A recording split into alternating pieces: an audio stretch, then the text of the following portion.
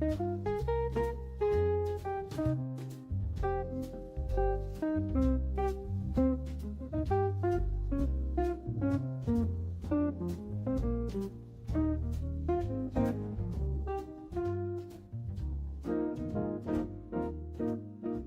Promise, a short story by Somerset Maugham. My wife is a very unpunctual woman, so when having arranged to lunch with her at Claridge's, I arrived there 10 minutes late and did not find her. I was not surprised. I ordered a cocktail. It was the height of the season, and there were but 2 or 3 vacant tables in the lounge. Some of the people, after an early meal, were drinking their coffee. Others, like myself, were toying with a dry martini. The women in their summer frocks looked gay and charming, and the men debonair. But I could see no one whose appearance sufficiently interested me to occupy the quarter of an hour I was expecting to wait. They were slim and pleasant to look upon, well-dressed and carelessly at ease. But they were, for the most part, of a pattern, and I observed them with tolerance rather than with curiosity. But it was 2 o'clock, and I felt hungry. My wife tells me that she can neither wear a turquoise nor a watch, for the turquoise turns green and the watch stops. And this she attributes to the malignity of fate. I have nothing to say about the turquoise, but I sometimes think the watch might go if she wound it. I was engaged with these reflections when an attendant came up, and with that hushed significance that hotel attendants affect, as though their message held a more sinister meaning than their words suggested, told me that a lady had just telephoned to say that she had been detained and could not lunch with me. I hesitated. It is not very amusing to eat in a crowded restaurant by oneself, but it was late to go to a club, and I decided that I had better stay where I was.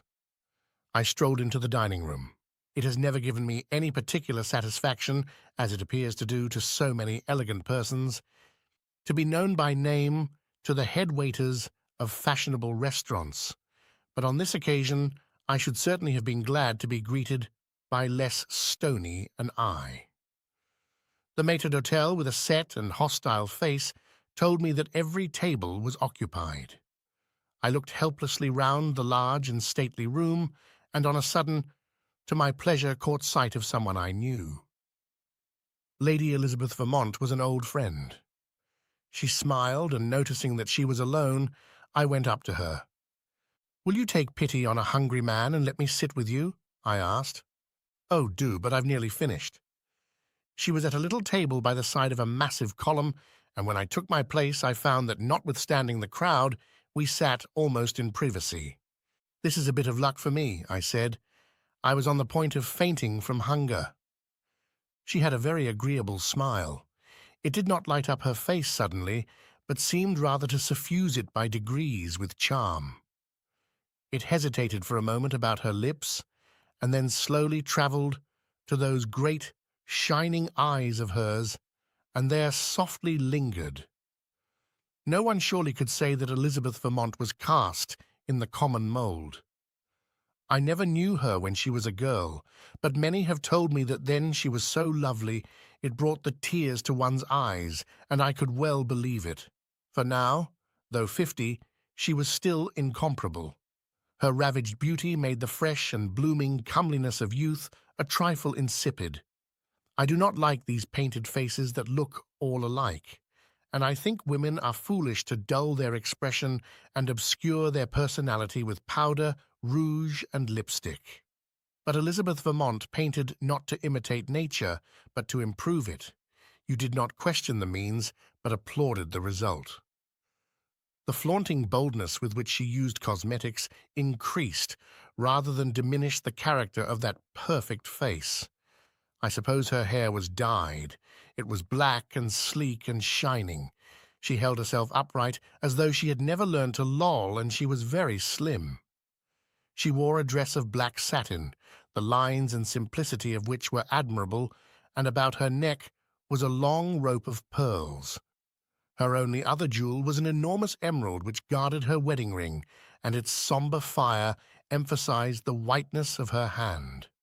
But it was in her hands, with their reddened nails, that she most clearly betrayed her age.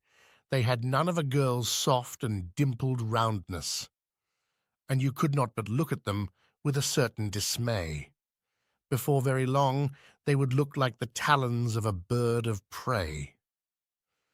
Elizabeth Vermont was a remarkable woman.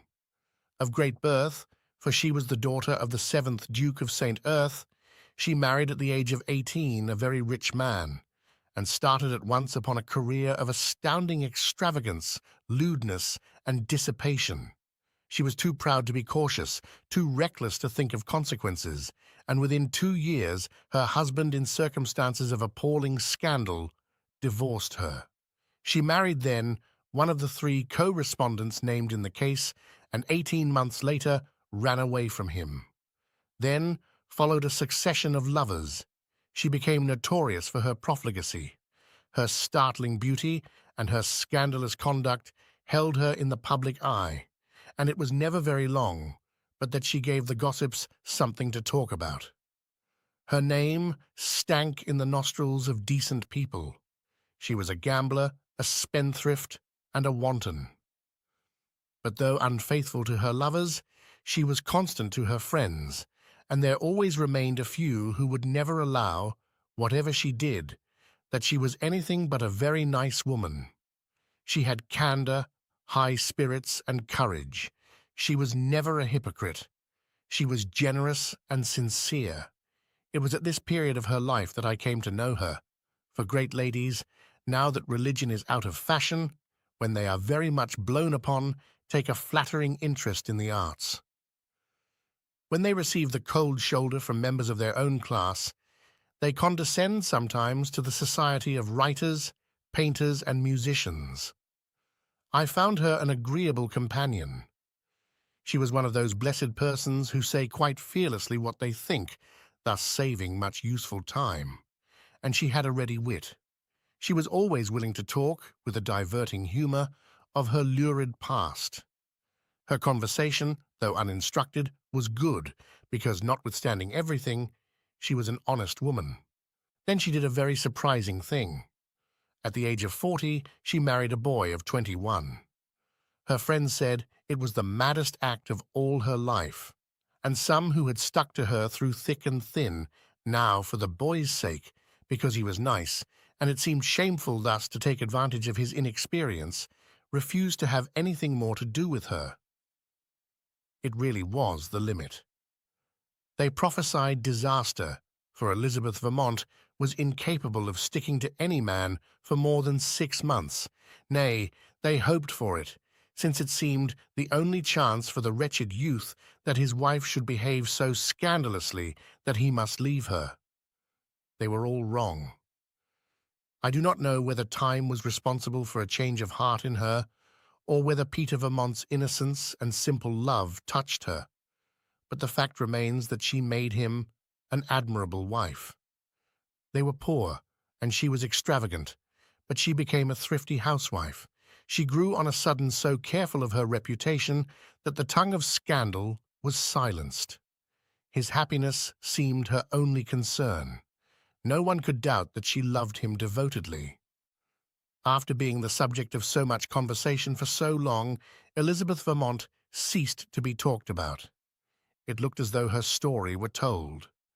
She was a changed woman, and I amused myself with the notion that when she was a very old lady, with many years of perfect respectability behind her, the past, the lurid past, would seem to belong not to her, but to someone long since dead, whom once she had vaguely known. For women have an enviable faculty of forgetting, but who can tell what the fates have in store? In the twinkling of an eye, all was changed. Peter Vermont, after 10 years of an ideal marriage, fell madly in love with a girl called Barbara Canton. She was a nice girl, the youngest daughter of Lord Robert Canton, who was at one time Under Secretary for Foreign Affairs, and she was pretty in a fair and fluffy way. Of course, she was not for a moment to be compared with Lady Elizabeth. Many people knew what had happened, but no one could tell whether Elizabeth Vermont had any inkling of it, and they wondered how she would meet a situation that was so foreign to her experience. It was always she who had discarded her lovers. None had deserted her. For my part, I thought she would make short work of little Miss Canton. I knew her courage and her adroitness. All this was in my mind now while we chatted over our luncheon. There was nothing in her demeanour, as gay, charming, and frank as usual, to suggest that anything troubled her. She talked as she always talked, lightly but with good sense and a lively perception of the ridiculous of the various topics which the course of conversation brought forward. I enjoyed myself. I came to the conclusion that by some miracle she had no notion of Peter's changed feelings, and I explained this to myself by the supposition that her love for him was so great she could not conceive that his for her might be less. We drank our coffee and smoked a couple of cigarettes, and she asked me the time. 3:15. I must ask for my bill. Won't you let me stand you lunch? Of course, she smiled. Are you in a hurry? I'm meeting Peter at 3. Oh, how is he? He's very well. She gave a little smile, that tardy and delightful smile of hers, but I seemed to discern in it a certain mockery. For an instant she hesitated, and she looked at me with deliberation. You like curious situations, don't you? She said. You'd never guess the errand I'm bound on. I rang up Peter this morning and asked him to meet me at 3. I'm going to ask him to divorce me. You're not, I cried. I felt myself flush and did not know what to say. I thought you got on so well together. Do you think it's likely that I shouldn't know what all the world knows? I'm really not such a fool as all that. She was not a woman to whom it was possible to say what one did not believe, and I could not pretend that I did not know what she meant. I remained silent for a second or two. Why should you allow yourself to be divorced? Robert Canton is a stuffy old thing. I very much doubt if he'd let Barbara marry Peter if I divorced him. And for me, you know, it isn't of the smallest consequence. One divorce, more or less. She shrugged her pretty shoulders. How do you know he wants to marry her? He's head over ears in love with her. Has he told you so? No, he doesn't even know that I know. He's been so wretched, poor darling. He's been trying so hard not to hurt my feelings. Perhaps it's only a momentary infatuation, I hazarded. It may pass. Why should it? Barbara's young and pretty. She's quite nice. They're very well suited to one another. And besides, what good would it do if it did pass? They love each other now, and the present in love is all that matters. I'm 19 years older than Peter. If a man stops loving a woman old enough to be his mother, do you think he'll ever come to love her again? You're a novelist. You must know more about human nature than that. Why should you make this sacrifice? When he asked me to marry him 10 years ago, I promised him that when he wanted his release, he should have it. You see, there was so great a disproportion between our ages, I thought that was only fair. And are you going to keep a promise that he hasn't asked you to keep? She gave a little flutter of those long, thin hands of hers, and now I felt that there was something ominous in the dark glitter of that emerald. Oh, I must, you know. One must behave like a gentleman. To tell you the truth, that's why I'm lunching here today. It was at this table that he proposed to me. We were dining together, you know, and I was sitting just where I am now. The nuisance is that I'm just as much in love with him now as I was then. She paused for a minute, and I could see that she clenched her teeth. Well, I suppose I ought to go. Peter hates one to keep him waiting. She gave me a sort of little helpless look, and it struck me that she simply could not bring herself to rise from her chair. But she smiled, and with an abrupt gesture sprang to her feet. Would you like me to come with you? As far as the hotel door, she smiled. We walked through the restaurant and the lounge, and when we came to the entrance, a porter swung round the revolving doors. I asked if she would like a taxi. No, I'd sooner walk. It's such a lovely day. She gave me her hand. It's been so nice to see you. I shall go abroad tomorrow, but I expect to be in London all the autumn. Do ring me up. She smiled and nodded and turned away. I watched her walk up Davies Street. The air was still bland and spring-like, and above the roofs, little white clouds were sailing leisurely in a blue sky. She held herself very erect, and the poise of her head was gallant. She was a slim and lovely figure, so that people looked at her as they passed.